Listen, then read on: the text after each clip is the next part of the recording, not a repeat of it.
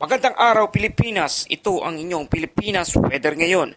Hatid ang pinakabagong ulat mula sa Pag-asa at International Weather Agencies.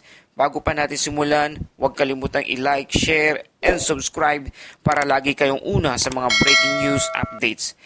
Breaking news mga kaibigan, severe tropical storm Pudol pumasok na sa PAR at kinilala bilang isang bagyong Goryo.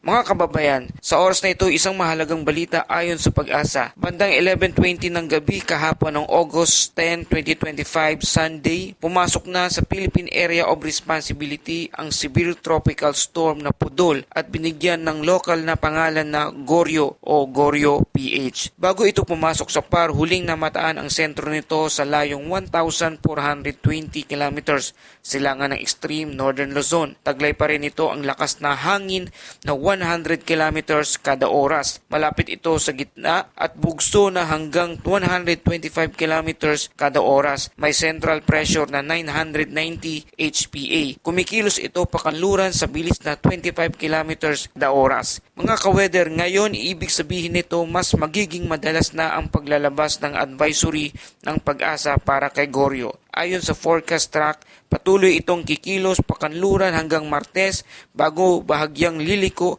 pahilagang kanluran patungong Taiwan. Kung susundin ang kasalukuyang galaw, posibleng maglandfall ito sa northeastern coast ng Taiwan sa Miyerkules, August 13. Pero tandaan, anumang maliit na pagbabago sa direksyon, pahilaga man o patimog ay pwedeng magdulot ng pagbabago sa magiging epekto sa ating bansa. Sa ngayon, wala pang direktang epekto si Goryo sa ating lagay ng panahon at kondisyon ng dagat sa susunod na 5 araw. Pero dahil malawak ang sakop ng kanyang hangin, mananatili tayong nakaantabay lalo na sa northern Luzon. Kaya mga kababayan, manatiling nakatutok sa mga susunod na ulat. Muli, ito po ang Pilipinas Weather ngayon. Naghahatid ng at napapanahong balita ng panahon. Huwag kalimutang i-like, share at mag-subscribe para lagi kayong handa sa anumang bagyo. Ingat po tayong lahat.